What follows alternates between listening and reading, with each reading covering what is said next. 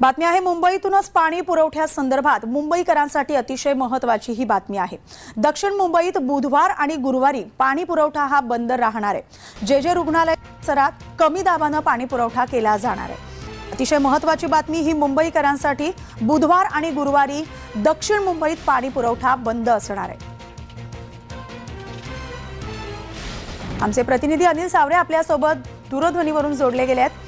अनिल, पाणी पुरवठा बंद राहणार आहे 2 दिवस, मुंबईकरांसाठीची महत्त्वाची बातमी आहे, काय सांगाल?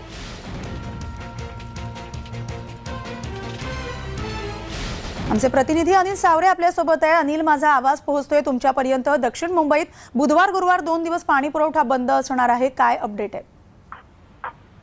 नक्कीच मिळाल पाहायचं झालं तर दक्षिण मुंबईतील चर्चगेट पासून मस्जिद बंदर भायखळा परिसरात बुधवारी 17 जानेवारी ते सकाळी 10 वाजल्यापासून गुरुवार 18 जानेवारीपर्यंत सकाळी 10 वाजेपर्यंत पाणी पुरवठा 24 तास बंद राहणार आहे। तसंच जे रुग्णालयातील परिसरात कमी दाबाने पाणी पुरवठा करण्यात यायचं कारण म्हणतं पाहायचं झालं तर जलवाहिनीवर जोरदार बसवण्याचे काम बुधवारी दिनांक 17 जानेवारी ते सकाळपासून सुरू होणार आहे ते गुरुवारी दिनांक 18 जानेवारीपर्यंत काम सुरू होणार आहे।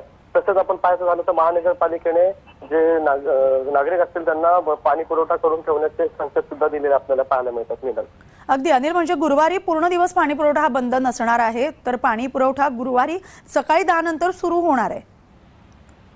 हो, नक्कीच पाहायचं झालं तर मिळाल बुधवारी हा पाणी पुरवठा दिवसभर बंद नसेल, गुरुवारी सकाळच्या सुमारास हा पाणी पुरवठा सुरू होणार आहे असं महानगरकडून बोलले जाते। मिळाल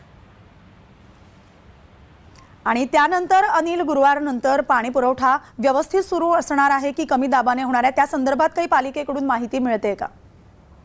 पाहायचं झालं तर कमी दाबाचा पट्टा असल्यामुळे आपण पाहू शकतो ते जलवाहिनीवर जलवाहिनी जोडण्यासाठी हा जे काम आहे जलवाहिनीचं जे काम असल्यामुळे हा पाणी पुरवठा कुठेतरी कमी कपात होत असल्यामुळे आता पाहायचं झालं तर गुरुवार नंतर हा पाणी पुरवठा सुरळीत होणार आहे असं महानगरपालिकेकडून बोललं जाते। मिळाल अगदी अनिल, धन्यवाद तुम्ही दिलेल्या या माहितीसाठी।